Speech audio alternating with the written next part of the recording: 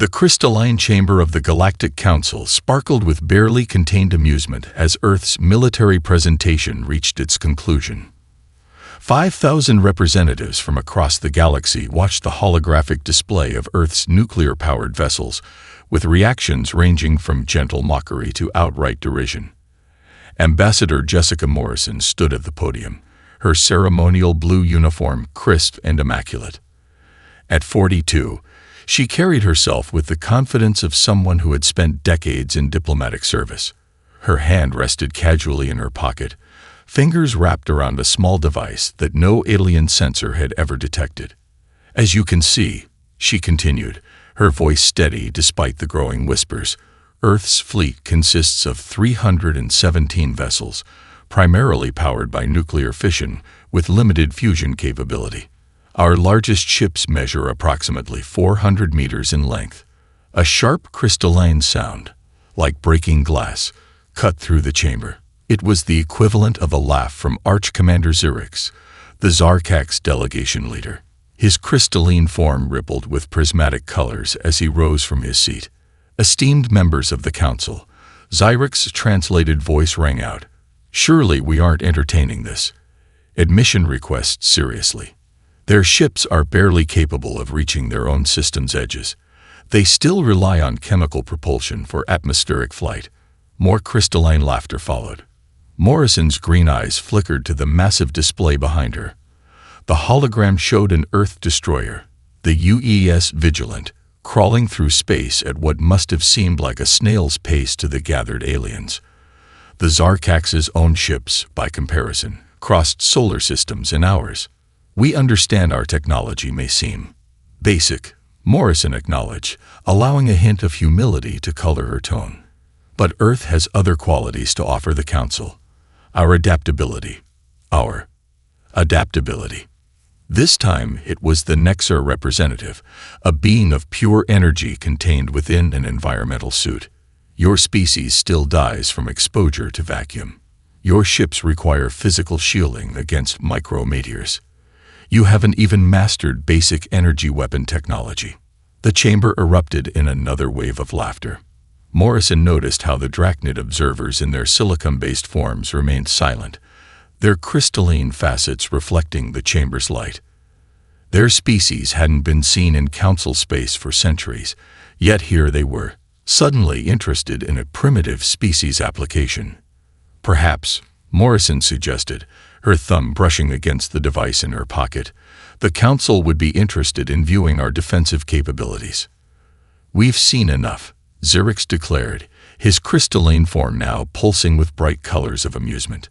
"Earth's military is charming in a primitive way. But Council membership requires certain technological standards that humans are centuries, if not millennia, from achieving." Morrison nodded slowly, her face a mask of diplomatic neutrality. Only someone who knew her well would notice the slight upturn at the corner of her mouth, the spark of something almost like satisfaction in her eyes. "The Council thanks Earth for its presentation," the Grand Arbiter announced, their multi-layered voice echoing through the chamber. "However, we must decline your application for membership at this time. Perhaps in a few centuries, when your civilization has advanced sufficiently." As the chamber began to empty, Morrison carefully packed away her holoprojector. The device in her pocket, a quantum-entangled communicator that no known sensor could detect, pulsed once. A message received, translated by her neural implant. "Shadow Fleet standing by. Operation Cassandra remains on schedule." "Ambassador," Xerix approached, his crystalline form towering over her. "No hard feelings, I hope. Your species simply needs more time to evolve." Morrison smiled, a genuine expression this time. "No hard feelings at all, Arch Commander. After all, as we say on Earth, time reveals all truths." She left the chamber under the lingering sound of alien laughter, knowing it would be the last time anyone underestimated humanity's capabilities. The real show was about to begin. 3 months after Earth's rejection from the Galactic Council, the Zarkax colony of Crystallis Prime went dark. No distress signals, No emergency broadcasts, just silence. The Zarkak's High Command dispatched their most advanced warship, the Crystal Vengeance, to investigate. They found only debris where a city of 8 million had stood. In the council chambers, Arch-Commander Xerx's crystalline form vibrated with barely contained fury as he presented the findings. Something. He paused, his translation matrix struggling to convey his distress. Something reduced our colony to atoms. Our sensors detected no approaching ships, no energy signatures, nothing. The council erupted in concerned murmurs. A Nexer representative floated forward, their energy form flickering anxiously. Impossible. Nothing can approach a Zarkak's world undetected. Their crystalline sensor arrays are the most sophisticated in known space. Jessica Morrison sat in Earth's observer section, quietly making notes on her datapad. Her expression remained neutral, but her eyes tracked every movement in the chamber with predatory focus. Then the second colony fell. This time, there was a single transmission, a fractured image of massive, obsidian ships emerging from nowhere, their hulls seeming to drink in light itself. The Drachnid delegation's silicon-based forms shifted uneasily. Ambassador Morrison, the Grand Arbiter's multi-layered voice cut through the chaos. Our records show human merchants evacuated both colonies days before the attacks. Sighting. Equipment malfunctions. Morrison looked up from her datapad, her face a study in diplomatic concern. Yes, our traders reported their navigation systems were showing unusual readings. Standard protocol is to withdraw when safety cannot be guaranteed. How convenient, Xerx's voice crackled with suspicion. Before he could continue, emergency broadcasts began flooding the chamber's communication systems. A third colony under attack. Then a fourth. The Drachnid delegation abruptly stood, their crystalline forms resonating with what might have been fear. The chamber's holographic display activated, showing massive ships of impossible darkness tearing through Zarkak's defenses. Energy weapons splashed harmlessly against their hulls. The attackers' weapons, simple kinetic projectiles accelerated to relativistic speeds, shattered crystalline ships like glass. The Drachnid Imperium sends its regards. The transmission cut through all frequencies. Your energy weapons are useless. Your shields are meaningless. Surrender now, and your deaths will be quick.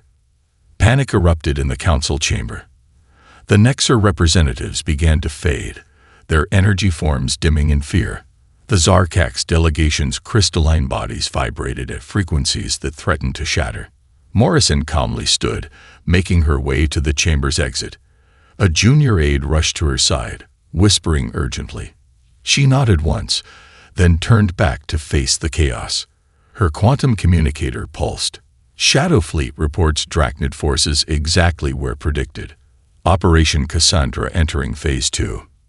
Ambassador. Xerx's voice caught her at the doorway. Your merchants. They knew. Somehow, they knew. Morrison paused, her hand resting on the doorframe. Arch-Commander, when you dismissed our primitive technology, did it ever occur to you to ask why we never developed energy weapons? Why we stuck to such basic principles of physics? The chamber fell silent, all eyes turning to her. Sometimes, she continued, her voice carrying clearly through the stillness, the oldest solutions are the best ones, especially against an enemy that can absorb energy but can't handle a simple rock to the face. She left them with that thought, striding purposefully toward the embassy's secure communications center. Behind her, the council descended into chaos as more reports of attacks flooded in. The Drachnid were back, and their perfect defense against energy weapons made them seemingly unstoppable. Almost unstoppable, Morrison thought, allowing herself a small smile. After all, humanity had spent centuries preparing for exactly this scenario. Now they just had to wait for the council to ask for help, and this time, Earth would set the terms of their membership. The emergency council session reached its third hour when the Drachnid's latest victory was announced. The fall of the Nexer homeworld. The energy-based species' most powerful defensive arrays had proven useless against the invaders' advanced absorption technology. The chamber, once filled with crystalline laughter, now echoed with the sounds of desperation.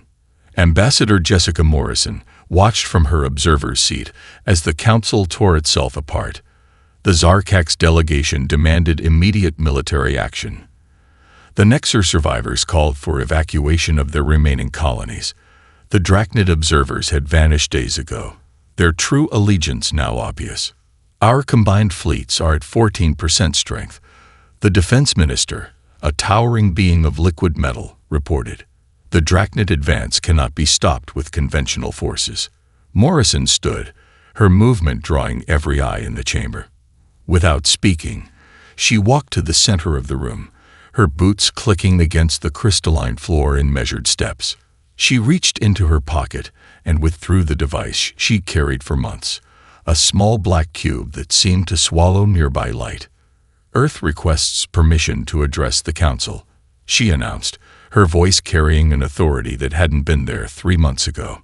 The Grand Arbiter, their form diminished by recent events, gestured permission. Speak, Observer Morrison. Though I failed to see how Earth's limited capabilities could affect this situation. Morrison placed the cube on the floor. 3 months ago, you laughed at our military, called us primitive, backwards. She straightened, green eyes sweeping the chamber. What none of you asked was why we never developed energy weapons, why we stuck to kinetic weapons and primitive technology. She pressed her thumb against the cube. The chamber's lights flickered. We knew they were coming. Morrison continued as confusion rippled through the assembly. We detected the Drachnid scout ships centuries ago. We saw how they absorbed energy, how they shrugged off your most powerful weapons. And we prepared. The cube pulsed once, and the chamber's ceiling seemed to dissolve. The assembled representatives gasped as they saw what had been hidden above their heads all along. Ships, thousands of them, black as the void itself, their hulls covered in light-absorbing metamaterials that bent sensors around them. Each vessel bristled with railguns, coil cannons, and gravity lenses, weapons that the Council had dismissed as inefficient and primitive. The fleet you saw 3 months ago was a facade, Morrison explained, her voice hardening. This is Earth's true military strength. 10,000 ships, hidden in dimensional shadows, waiting. We tried to join you peacefully, to warn you. Now we'll have to save you instead. Arch-Commander Zurix's crystalline form vibrated with shock. Impossible. Our sensors, the orbital arrays, can't detect what they can't see. Morrison finished. Your sensors look for energy signatures, heat, radiation. Our ships produce none of those. We built our fleet in the spaces between spaces, using technology specifically designed to counter both the Drachnid and your own capabilities. The defense minister's liquid metal form rippled. Why? Why maintain such deception? Morrison's lips curved in a cold smile. Because, Minister, humanity learned long ago that the greatest advantage isn't having the biggest fleet. It's having one your enemy doesn't know exists. While the Drachnid thought they were facing scattered, primitive resistance, we've been mapping their movements, analyzing their tactics, and preparing our response. She lifted the cube, and the massive fleet above shimmered like a heat mirage. Earth offers its assistance to the Galactic Council, not as supplicants, but as equals.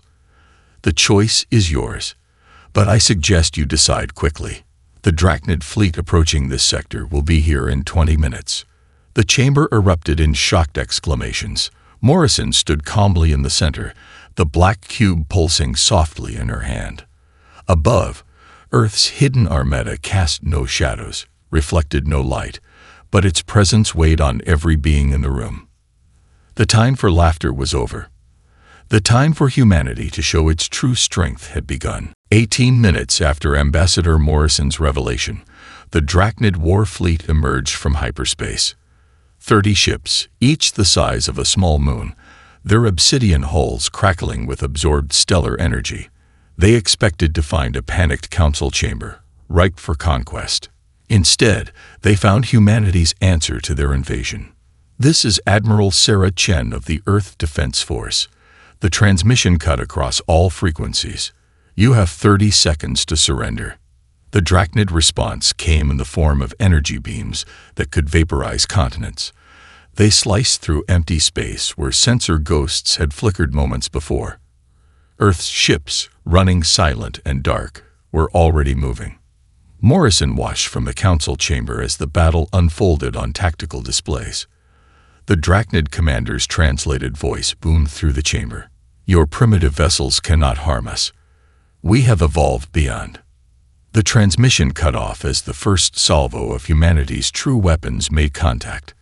Tungsten rods, accelerated to 99.9% of light speed by gravity drives, struck the lead Drachnid vessel. No energy shields could stop them. Their kinetic force transformed the massive ship into an expanding cloud of silicon fragments. "Dear God," one of the council members whispered, "those aren't warships. They're weapons platforms disguised as ships." Every primitive design choice suddenly made terrible sense. The blocky shapes of Earth's vessels maximized internal space for massive coil vent assemblies. Their thick hulls weren't just armor. They were heat sinks for the impossible energies their weapons generated. Multiple targets, multiple vectors. Admiral Chen's calm voice reported. Ghost protocol engage. Earth's fleet split apart like mercury droplets, each section seeming to fade in and out of reality. The Drachnid targeting systems, designed to track energy signatures, found themselves firing at empty space as human vessels phased between dimensional states. Morrison touched her earpiece, listening to the tactical feed. "Now, Admiral, show them why we stuck to obsolete technology." The second wave of Earth's attack demonstrated centuries of focused military evolution. Gravity lenses, mounted on stealth platforms, bent space itself into weaponized geometries. Drachnid ships found themselves crushed by their own mass or torn apart by localized spacetime distortions. Impossible. The Drachnid commander's voice crackled through damaged communications. Your species was primitive. Weak. No, Morrison replied, standing before the council. We were patient. We learned from history that showing your full strength invites challenge. Showing weakness invites opportunity. The battle, if it could be called that, lasted less than 6 minutes. 28 Drachnid ships destroyed, 2 captured intact by targeted gravitational fields. Earth's casualties, 0. As the debris field cooled, Admiral Chen's hologram appeared in the council chamber. Her uniform was the same design they'd mocked months ago, but now its simplicity seemed ominous rather than primitive. Ambassador, Chen nodded to Morrison. The Drachnid fleet is neutralized. Ghost Fleet reports similar victories in 6 other sectors. The enemy's tactical doctrine relied entirely on energy weapon superiority. They had no counter for kinetic weapons they couldn't detect. The council chamber was silent, every representative struggling to process how thoroughly they'd been deceived.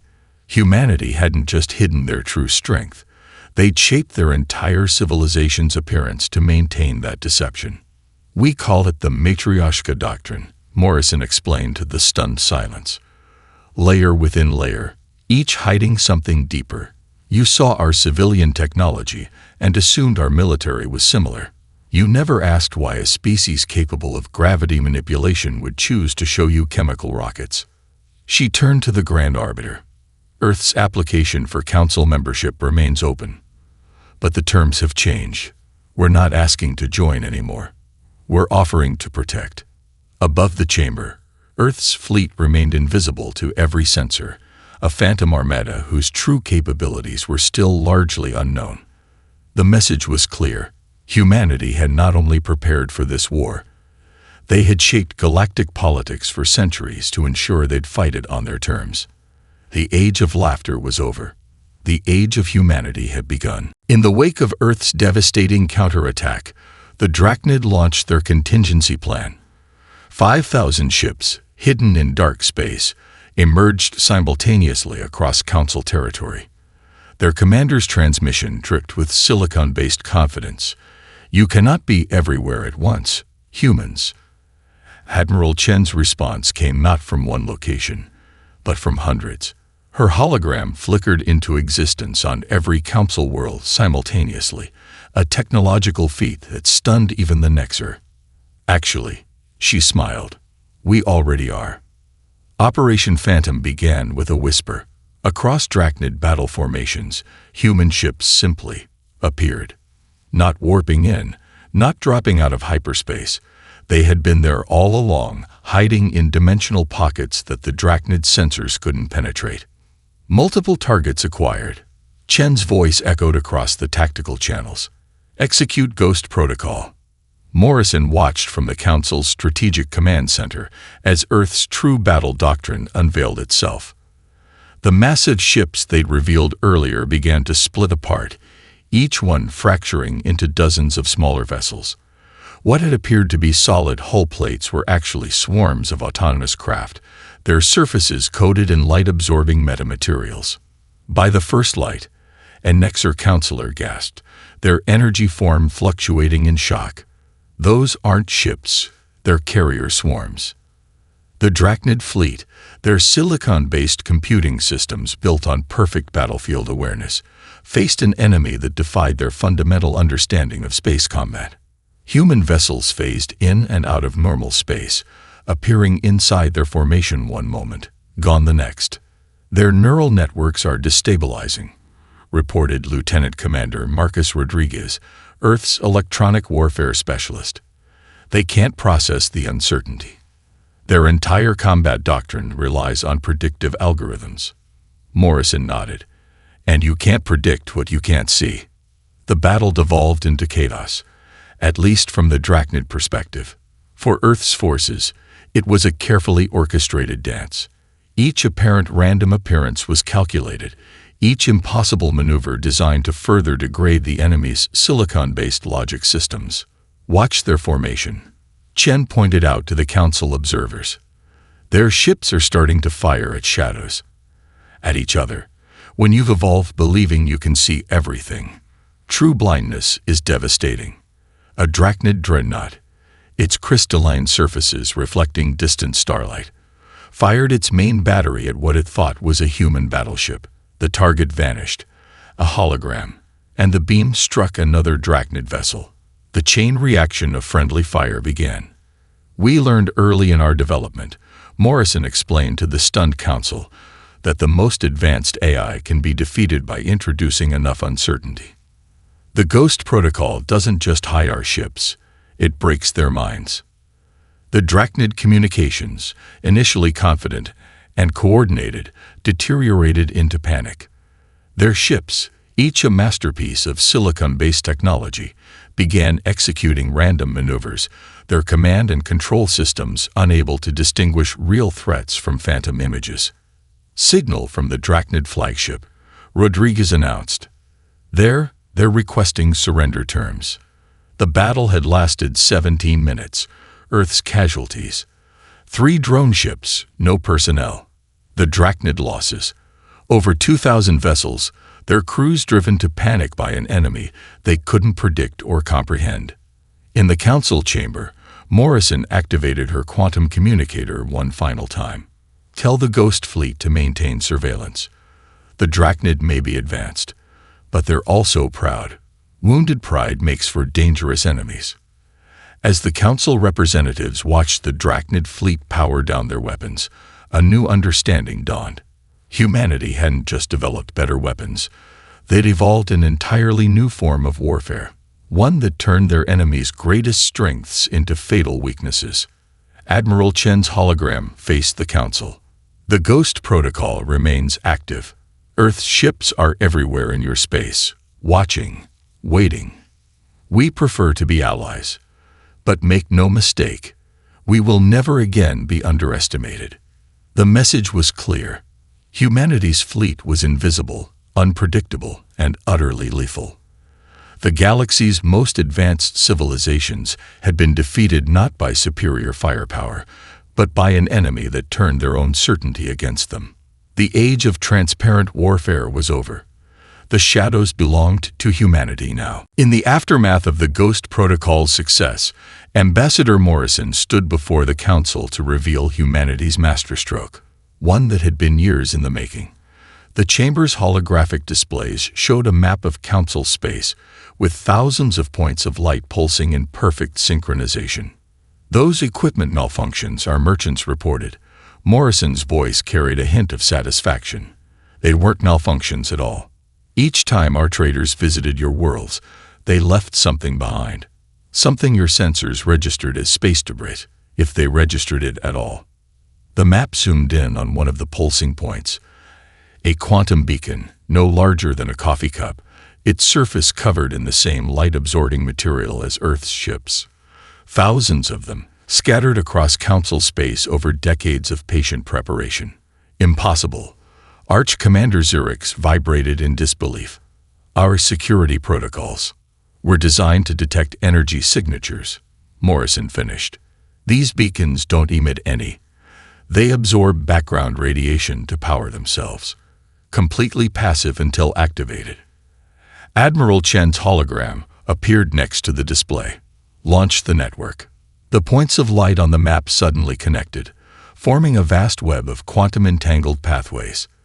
The Drachnid fleet, regrouping at the edge of Council space, found themselves surrounded by corridors of invisible energy that their sensors couldn't detect. A private hyperspace network. A Nexer scientist realized, their energy form pulsing with excitement. "You've created your own FTL infrastructure." Morrison nodded. "The beacons create temporary wormholes when activated, invisible to conventional sensors, usable only by ships with our quantum signature. We can move our entire fleet across Council space in minutes." To demonstrate, Chen gave the order. Earth's ghost fleet, scattered across dozens of sectors, simply vanished. They reappeared seconds later in a perfect sphere around the remaining Drachnid forces. No energy signatures, no hyperspace distortions, just instant tactical superiority. "This is why we maintain the facade of slow, chemical-powered ships," Morrison explained. "While everyone assumed we were struggling with basic FTL travel, we were building our own private highway system through your territory." The Council chamber erupted in a mixture of outrage and admiration. The security implications were staggering. Earth had essentially built a secret transportation network throughout Council space, right under the noses of the most advanced civilizations in the galaxy.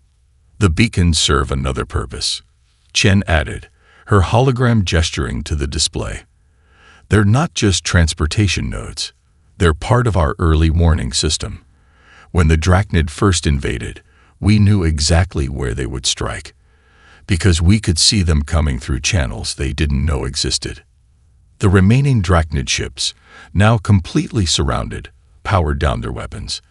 Their commander's transmission carried a new emotion: respect. "You didn't just prepare for war," the Drachnid leader's translated voice echoed through the chamber.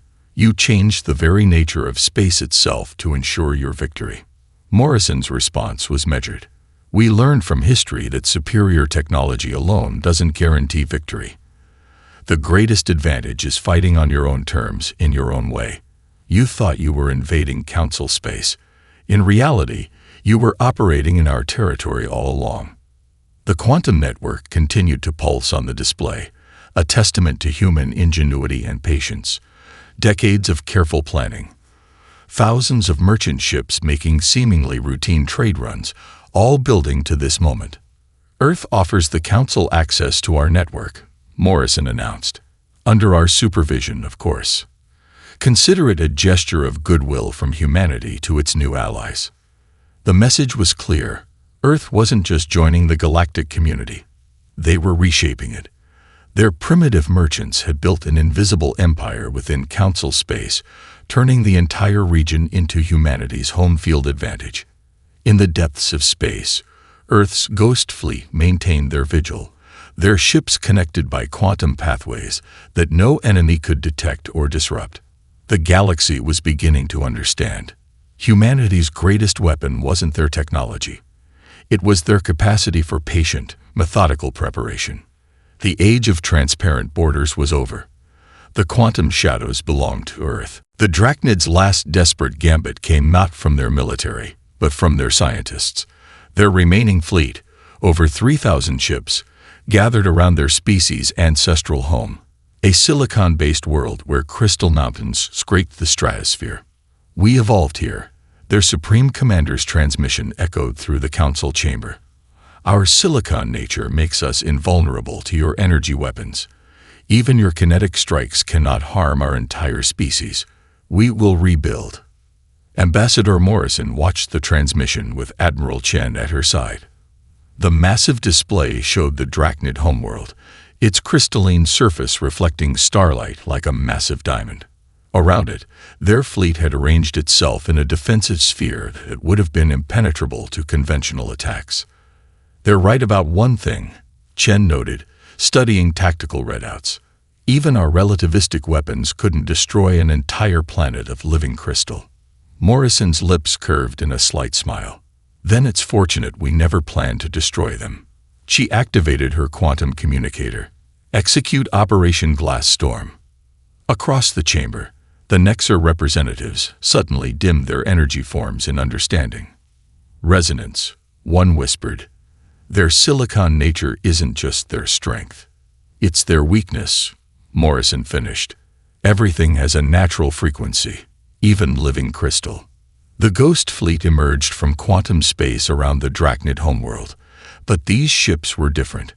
Gone were the railguns and coil cannons. Instead, each vessel bristled with arrays of what appeared to be speakers, sonic weapons on an unprecedented scale. "This is Admiral Sarah Chen of the Earth Defense Force." Her transmission carried across all frequencies. "For centuries, we studied your biology, your crystal cities, your silicon-based technology. Everything has a breaking point, even you." The Drachnid commander's response was cut short as Operation Glass Storm began. Thousands of precisely calibrated sonic pulses struck the crystalline fleet. At first, nothing seemed to happen. Then, almost beautifully, the ships began to vibrate. "The human body," Morrison explained to the stunned council, "can be shattered by the right frequency. We spent centuries finding yours."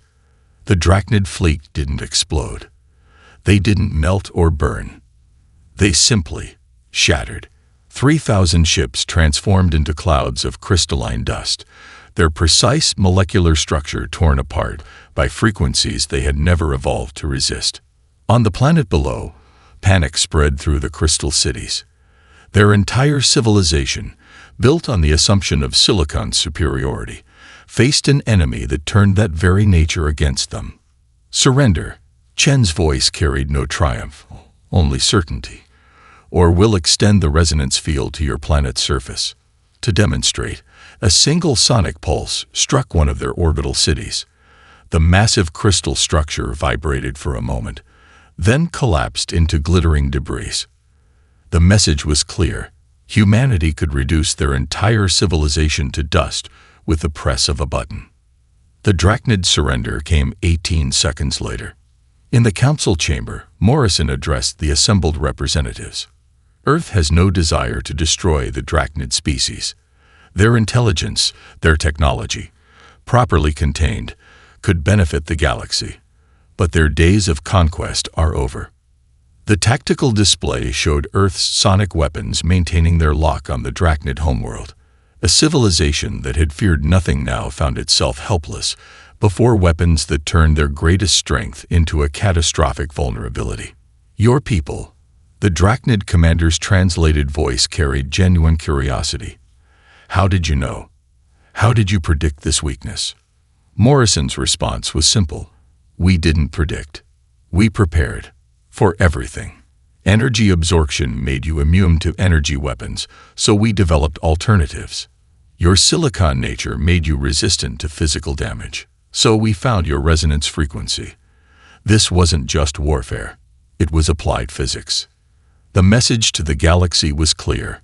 Humanity hadn't just outsmarted the Drachnid. They had systematically analyzed, understood, and exploited every aspect of their biology and technology. Victory hadn't come from superior firepower, but from centuries of patient research and preparation. The age of silicon supremacy was over. The era of human ingenuity had begun. 1 month after the Drachnid surrender, the Galactic Council convened for what would become known as the Terra Accords. The chamber, once a place of mockery toward humanity's primitive nature, now held a very different atmosphere. Ambassador Jessica Morrison stood at the center, her simple blue uniform a reminder of how thoroughly appearances could deceive. "The terms are non-negotiable," Morrison stated, her voice carrying across the silent chamber. "Earth will oversee the reconstruction of damaged worlds. Our ghost fleet will maintain peace. And most importantly, the Drachnid will be integrated into Council society, under human supervision."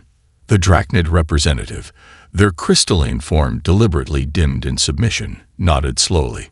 Their species had learned humility in the face of sonic weapons that could shatter their very essence. "But how can we trust?" Arch Commander Zerix asked, his crystalline form vibrating with nervous energy, "that humanity won't use these same deceptions against the Council." Morrison smiled, activating the chamber's holographic display. It showed Earth's ghost fleet, now visible to all, taking positions throughout Council space. "Because deception only works once. We're showing you everything now. Our quantum network, our technological capabilities, even our sonic weapons. The age of shadows is over." Admiral Chen's hologram appeared beside her. "Earth's defense doctrine is evolving. We hid our strength when we needed surprise. Now we display it to maintain peace." The display shifted to show the reconstruction efforts. Human ships, their metamaterial hulls now reflecting light normally, used their gravity manipulation technology to rebuild shattered worlds. The same weapons that had torn apart Drachnid ships now helped reassemble broken cities. "Your species," the Grand Arbiter's multilayered voice held a note of wonder, "planned for everything. Not just the war, but the peace that would follow." Morrison nodded. "Earth's greatest strength isn't our technology, our weapons, or even our strategic planning. It's our ability to adapt. We played the primitive species when we needed to. We became the Phantom Fleet when war came. Now we'll be the guardians of a new galactic order." The Council chamber's mood shifted as the implications became clear. Humanity hadn't just won a war. They'd orchestrated a complete restructuring of galactic society. The Terra Accords weren't just a peace treaty, they were a transformation of power. "The quantum network will be open to all Council races," Morrison continued.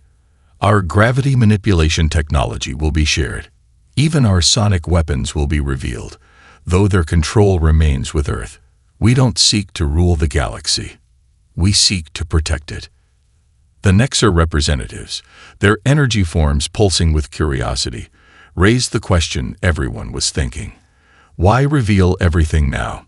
Why not maintain your advantage? Admiral Chen answered, her hologram gesturing to the display of reconstruction efforts. "Because the greatest power isn't in holding secrets, it's in knowing when to share them.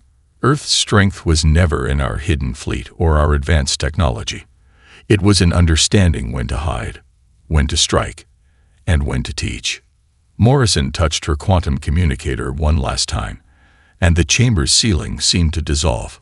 Above them, Earth's ships hung in formation, no longer hidden by metamaterials or dimensional shadows. Their presence wasn't meant to intimidate, but to reassure. "The galaxy tried to categorize us," Morrison addressed the Council. "Called us primitive when we used chemical rockets, laughed at our kinetic weapons, dismissed our potential. That was your mistake. Humanity cannot be categorized. We adapt. We evolve. We become what we need to be." The Terra Accords were signed unanimously. The galaxy had learned its lesson about underestimating humanity, but they'd also learned something more important. Earth's greatest weapon wasn't their hidden fleet, their quantum network, or their sonic arsenals. It was their ability to change, to plan, to understand their enemies so completely that victory was assured before the first shot was fired. The age of assumptions was over. The age of understanding had begun.